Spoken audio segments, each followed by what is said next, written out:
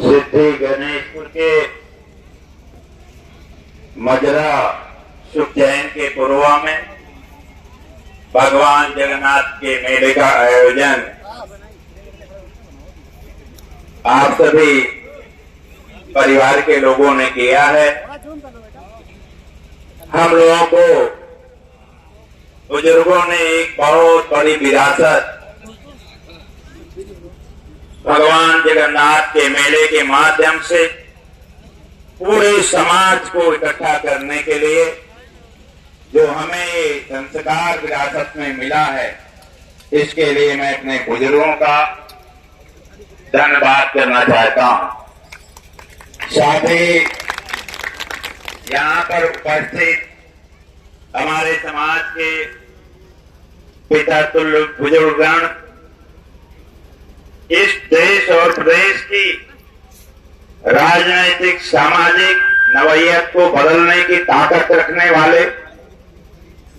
जिनके कंधों पर देश की दिशा को बदलने की जिम्मेदारी है, ऐसे क्रांतिकारी नौजवान साथियों का भी मैं दिल की गहराइयों से हार्दिक स्वागत करना चाहता हूं और उनको बधाई देना चाहता हूं कि आप ऐसे समाज में पैदा हुए हैं जिनके एक हाथ में धन का दान हुआ करता था और जब समाज के किसी भी व्यक्ति पर अत्याचार हुआ करता था तो इसी समाज में जन्मे हुए भगवान श्री कृष्ण एक हाथ से तो दान देने का काम करते थे, लेकिन जब भी कहीं जुल्म अत्याचार होता था तो दूसरे हाथ से चक्र उठा करके उसका संहार भी करने का काम करते थे। आप ऐसे समाज में जन्मे हुए व्यक्ति हैं। बहुत सारी बातें होती हैं समाज में, हमारी माताएं बहनें बैठी हैं। आज हमारे समाज को लोग बहुत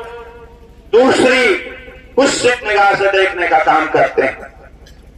मैं ऐसे समाज में पैदा हुआ, इसलिए मैं आपको धन्यवाद देना चाहता हूं कि आप अपने आप को अकेला मत समझिए। सुल्तानपुर जनपद में जो अभी तक हो रहा था उसके पीछे एक ही कारण था। आप जंगलों में देखते होंगे, टीवी में देखते होंगे कि जब किसी भैंस के झुंड को शेरों का समूह या कोई भेड़िया उस भैंस के समूह को, एक परिवार को, एक सदस्य को खाना चाहता है तो उस झुंड में एक उनका चौधरी हुआ करता है और वो सबसे पहले आगे आकर के उस शेर से, भेड़िए से मुकाबला करने के लिए आगे खड़ा हो जाता है और तब पूरा समाज, पूरा भैंसों का पूरा समूह उस भैंसे के पीछे, उस चौधरी के पीछे खड़ा होकर के उस शेर के और भेड़ियों को खदेड़ने का काम करता है। इसलिए मेरे साथियों, आज आपको अपने एक चौधरी की जरूरत है। आज आपको अपने जिले में एक नेता की जरूरत है, नहीं तो आप ऐसे साइकिल के चुनाव चिन्ह पर बटन दबाते चले जाएंगे। और फिर मुझे याद है जब हमारी सरकार हुआ करती थी, हमारे नौजवानों को महसूस नहीं हुआ, फैजाबाद में तो महसूस हुआ हमारी सरकार है, आजमगढ़ में, जौनपुर में भी महसूस हुआ, शेखर और इटावा में भी महसूस हुआ, लेकिन मैं बड़ी जिम्मेदारी के साथ कहना चाहता हूं कि सुल्तानपुर के नौजवानों को आभास नहीं हुआ कि यहां उत्तर प्रदेश में 2012 से लेकर 2017 तक हमारी सरकार थी, क्योंकि मैं जानता हूं यहीं पर एक क्रूर थाना अध्यक्ष हुआ करता था, दीनानाथ मिश्रा। 1.5 साल करीब हो रहा, 1.5 साल करीब हो रहा, और आपकी पीठ पर, आपके नौजवानों की पीठ पर डंडा चलाता रहा और आपके नेता कहते रहे, क्या बताओ मेरी कहीं चल नहीं रही।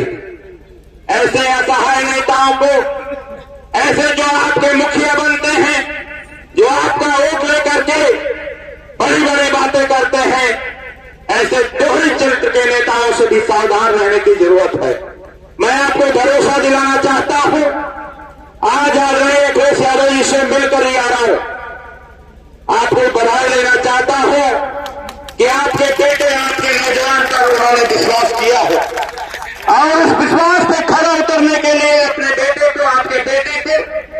अगर अपने शरीर का एक एक बूंद भी दान करना पड़ेगा तो मैं उसे दान करने में एक पल का भी देर नहीं करूंगा। इसलिए मेरे साथियों,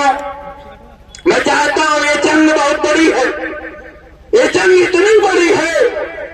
ये जंग आप तभी जीत पाएंगे जब समाज में आप कहीं भी निकलेंगे तो आपके साथ एक ब्राह्मण का बेटा हो, एक राजपूत का बेटा हो, 5 दलित का बेटा हो, 5 पिछड़ी जात का बेटा हो,